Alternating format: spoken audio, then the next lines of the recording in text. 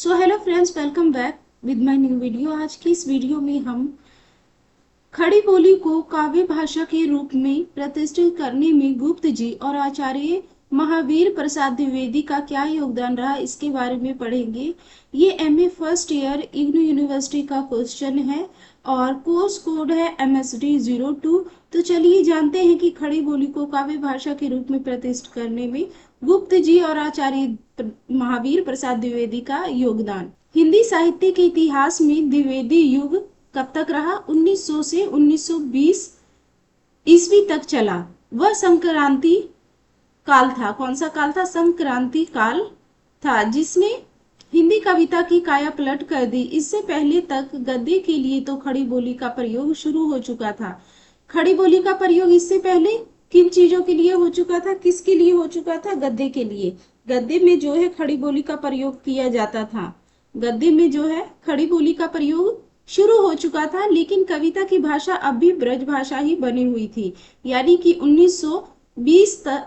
1900 से पहले जो है कविता की भाषा क्या बनी हुई थी? ब्रज भाषा बनी हुई थी। माना जाता था कि खड़ी बोली में वह माधुर्य और कोमलता नहीं है जो काव्य के लिए आवश्यक है।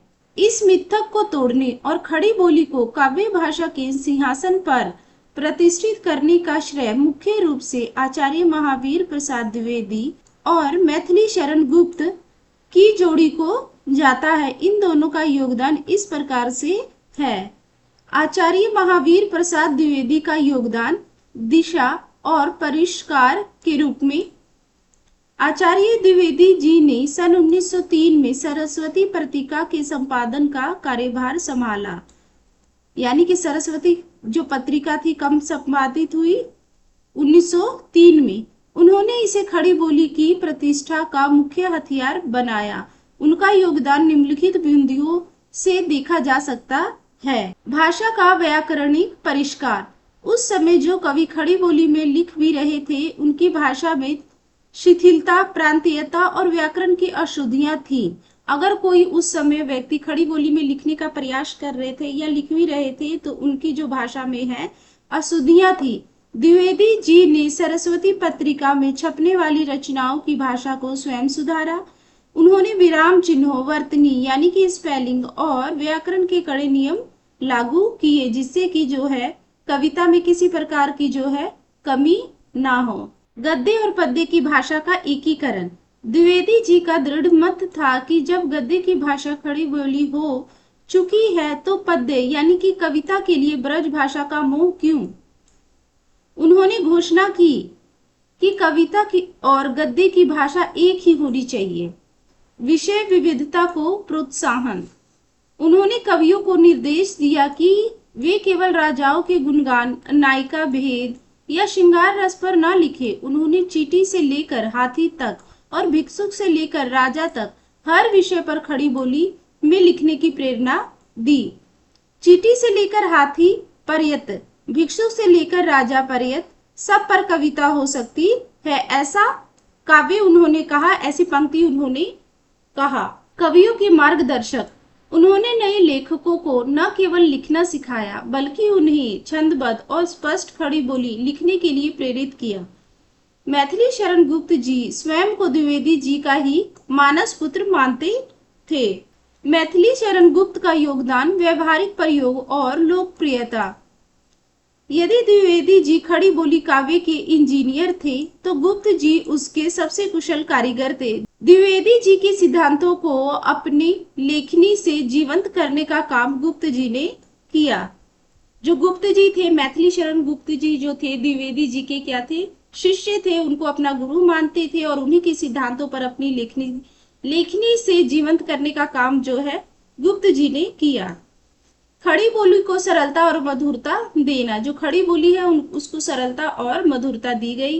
गुप्त जी ने यह सिद्ध कर दिया कि खड़ी बोली केवल कर्कश या खड़ी नहीं है, बल्कि इसमें भी ब्रज भाषा जैसी कोमलता और मिठास घोली जा सकती है। साकेत के गीत इसका प्रमाण है, जैसे कि निरख सखी ए खंजन आए, फेरे उन मेरे रंजन, नय नयर इधर मन भाए।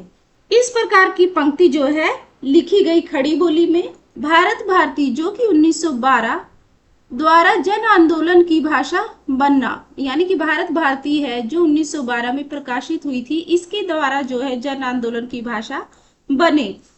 गुप्त जी की इस कृति ने पूरे देश में राष्ट्रवाद की लहर पैदा कर दी। इसकी भाषा इतनी सरल और सुबोध खड़ी बोली थी कि यह आम जनता के कंठ का हार बन गई। मतलब ये जो भारत भारती थी, इसकी भाषा बहुत ही ज्यादा सरल थी, जो कि आम जनता भी आसानी से समझ सकती थी। इसने सिद्ध किया कि खड़ी बोली में जन भावनाओं को व्यक्त करने की अद्भुत क्षमता है। विविध छंदों का सफल प्रयोग। गुप्त जी ने केवल पारंपरिक छंदों में ही नहीं बल्कि खड़ी बोली को नए और मात्रिक छंदों जैसे कि हरि गीतिका, तांटक आदि में भी बेहद स्वाभाविकता के साथ ढाला। महाकाव्य की रचना, यानी कि साकेत की रचना के बारे में, किसी भी भाषा की प्रौढ़ता इस बात से आंकी जाती है कि उसमें महाकाव्य लिखा जा सकता है या नहीं।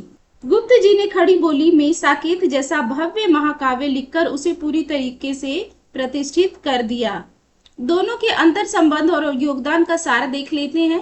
इन दोनों महापुरुषों का अंतर संबंध इतना गहरा था कि गुप्त जी ने स्वयं लिखा है, करते हैं तुलसीदास भी कैसे मानसनाद, महावीर का यदि उन्हें मिलता नहीं प्रसाद।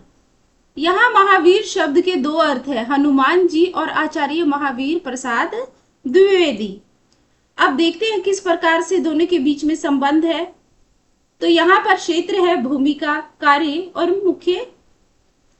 मुख्य माध्यम, और यहाँ पर एक जगह है आचार्य प्रसाद द्विवेदी और दूसरी जगह है मैथिली शरण गुप्त। तो भूमिका क्या रही इनकी, नियामक, मार्गदर्शक और संपादक थे, और ये थे सर्जक, प्रयोक्ता और राष्ट्रीय कवि। ये क्या थे, मैथिली शरण गुप्त, सर्जक, प्रयोक्ता और राष्ट्रीय कवि। कार्य किस प्रकार से किया, इन्होंने व्याकरण शुद्ध किया, नियम बनाए और कवियों को प्रेरित किया। और इन्होंने किस प्रकार से कार्य की, काव्य रचकर नियमों को व्यवहारिक और लोकप्रिय बनाया। मुख्य माध्यम क्या रहा इनका, सरस्वती पत्रिका के द्वारा इनका मुख्य माध्यम रहा, और मैथिली शरण गुप्त का मुख्य माध्यम रहा भारत भारती, साकेत, यशोधरा जैसी कालजयी कृतियां इन्होंने की।